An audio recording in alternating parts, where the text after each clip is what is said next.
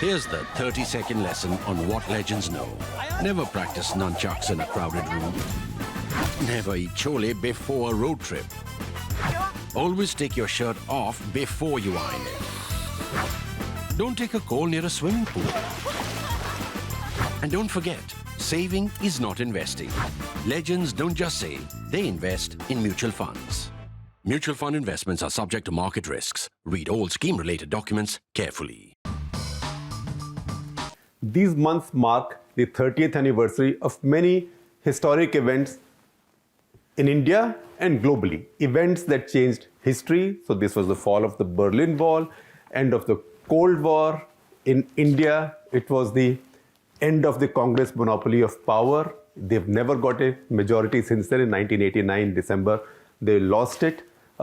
It also began the era of coalitions, initially weak and unstable, then stable. So first one, under VP Singh, a proper coalition came into power around this time. But this is also the 30th anniversary of a very sad event, which is the exodus or ethnic cleansing of Kashmiri Pandits from Kashmir Valley. This is the 30th anniversary. These memories are coming back also because Vidhu Vinod Chopra has made this very impressive film, Shikara, which for the first time, and I would say quite healthily and quite dispassionately to the extent that it's possible, because there is passion in this,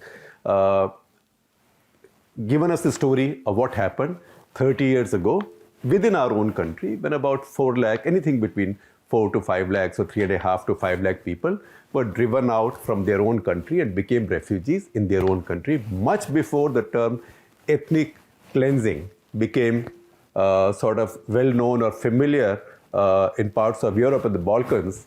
It happened in India. And unlike there, where it was done with the minority, this was a local minority in the state, but not the minority community in the countries. To that extent, this becomes even more remarkable. Now, there's much discussion, and it will go on now for some time, about what exactly happened, who was to blame, etc.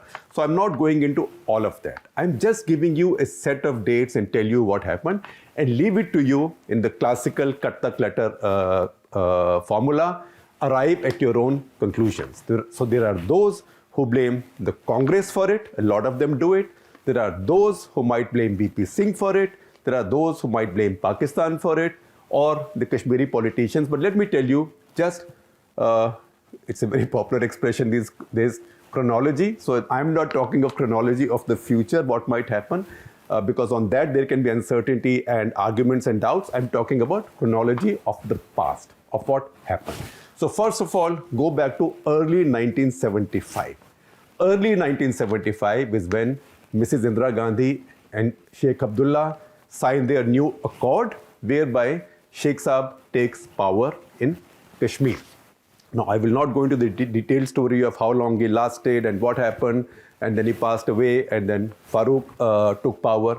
But that phase continued generally till 1984. So our next date is 2nd July 1984, and I'll tell you why. So under Sheikh Saab, it looked like there was a lot of resistance to the accord. So he did take the state towards a little bit of Islamization, and some of his speeches around that time were not something that would have been in the spirit of the accord. But he was playing local politics, as he always did. He could always play two sides against the third, and he was doing a little bit of that even now. Then 2nd July 1984, important date, that is when Farooq Abdullah's government was dismissed by the Congress party. It was dismissed by the Congress party on many allegations, including that they were carrying out excesses on Congress workers. In fact, that was one of the major stories I reported out of Kashmir for India Today. I was sent there.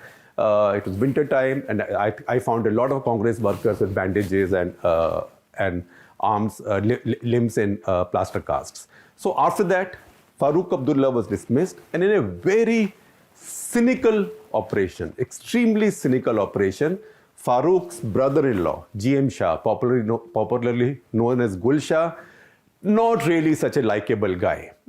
He was installed as chief minister, partly to spite the Abdullahs, and partly because they thought he will do the center's bidding. He did no such thing. In fact, he ran quite a rogue administration.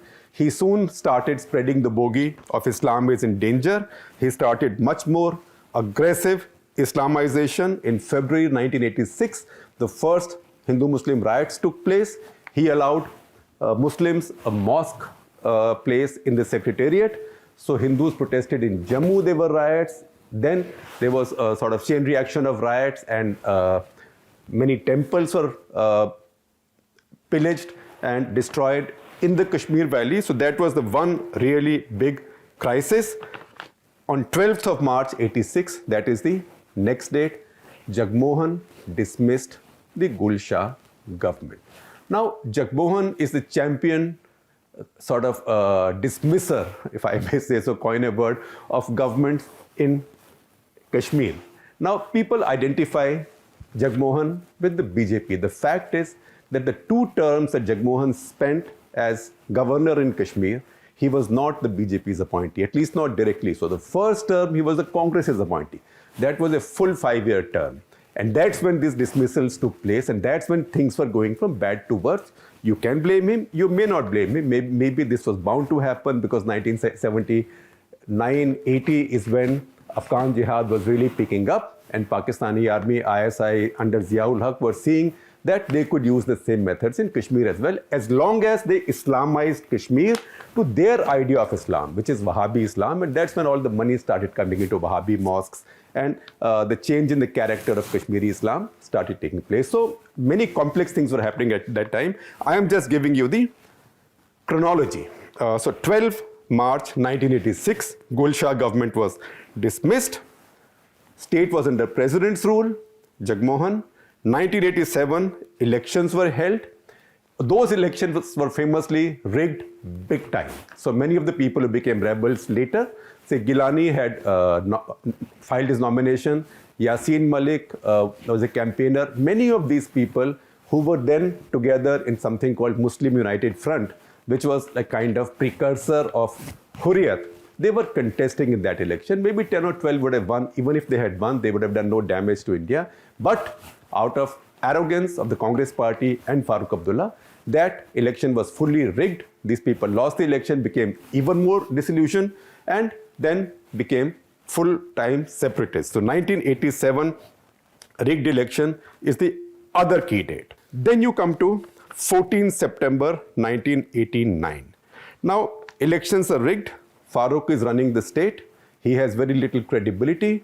Meanwhile, MUF people have become more separatist. JKLF has become much more active.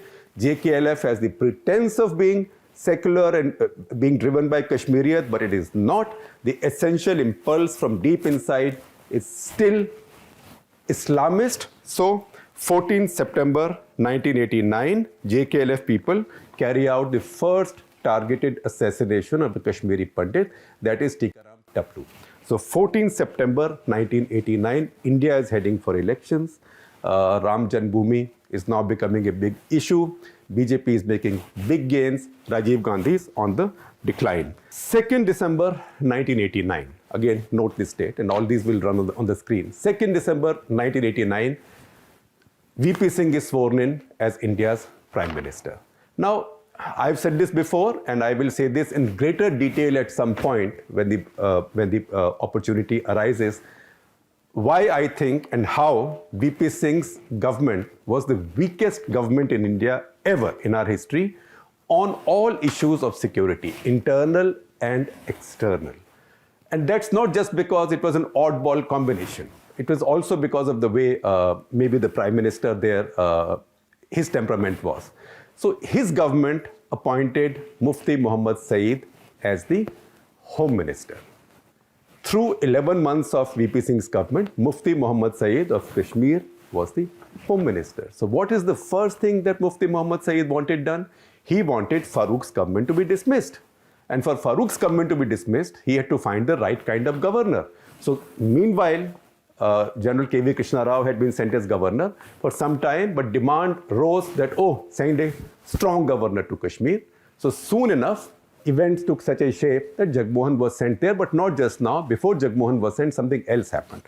On 8 December 1989, just 6 days after the new government came into being, VP Singh government, and Mufti Muhammad Saeed became the Home Minister of India, his daughter Rubaiya, then a 23-year-old medical student, she was kidnapped. She was kidnapped by JKLF terrorists, and they demanded the release of a bunch of their own people in return. 5 key terrorists were returned within 4 days, and Rubaiya Saeed came back. Now that was the first big capitulation by the Indian state, by the Indian state authority in Kashmir.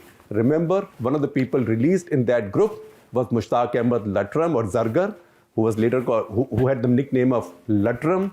He was released. He was again arrested in 1992, charged with many murders, many terrorist murders, and yet again with IC-814 hijack.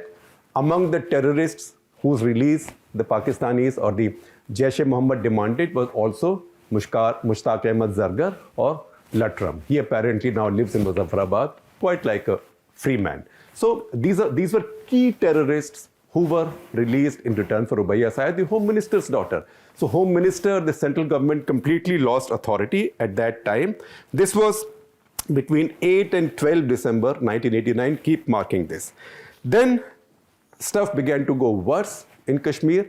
An anti-Hindu sort of movement was building up.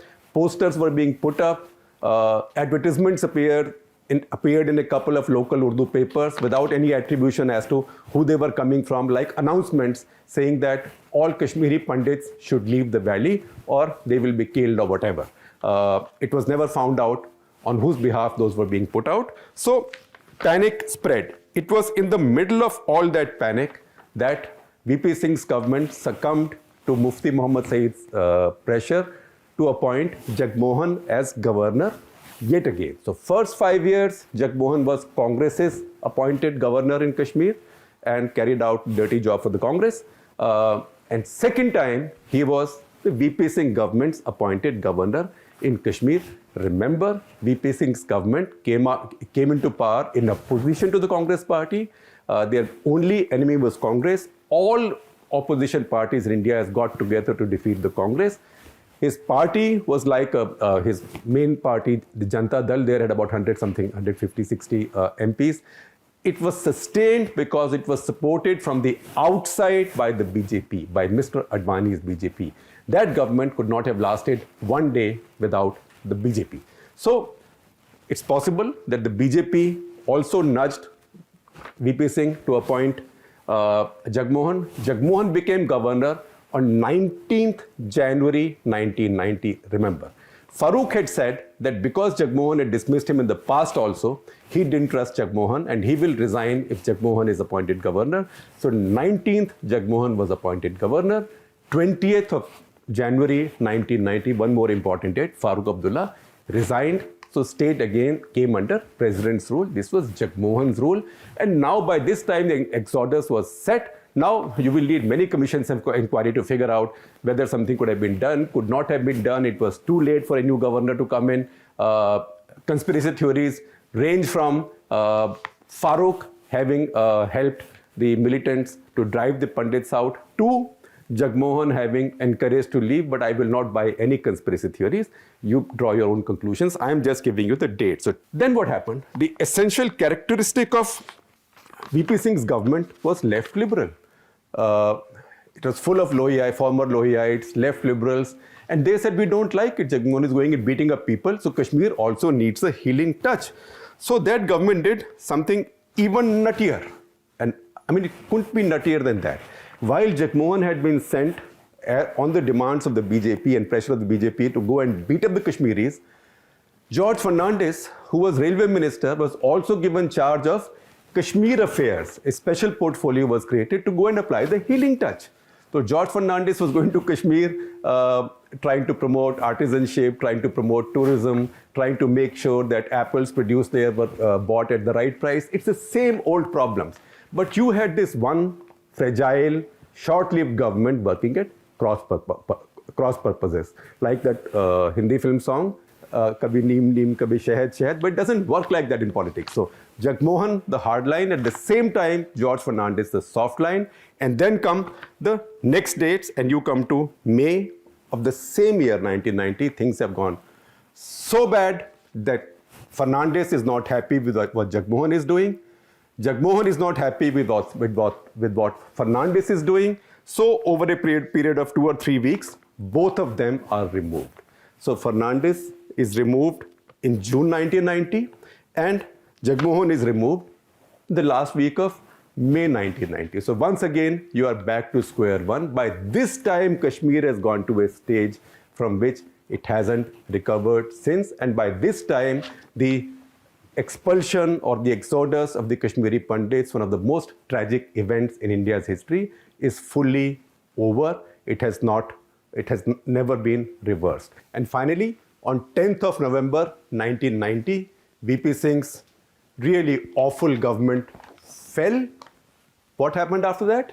After that, Chandrasekhar's government came in with a very small number of MPs. This time it was supported by the Congress from outside, but there was no harmony between that government and the Congress from day one.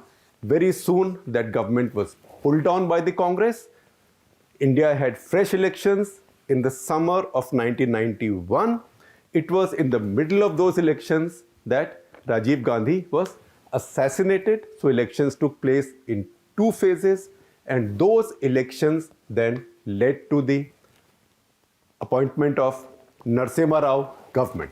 And Narasimha Rao government then carried out the most brutal, the toughest fight back on the part of the Indian state, both in Punjab and Kashmir, which had both got completely messed up in VP Singh and the Chandrasekhar's year and a half. So that is the chronology of what has happened. Once again, draw your own conclusions. But I will say one thing in conclusion by way of my opinion. Whoever was responsible for it, whoever is guilty, a lot of people are guilty. At some point, destiny will settle its scores with them. But essentially, until a situation arises when the Pandits can go back to their homes peacefully and are felt welcome, not like these Israeli settlements for Jews, which are protected all the time by the armed forces, not like that. Unless that happens, there will be no permanent peace in Kashmir.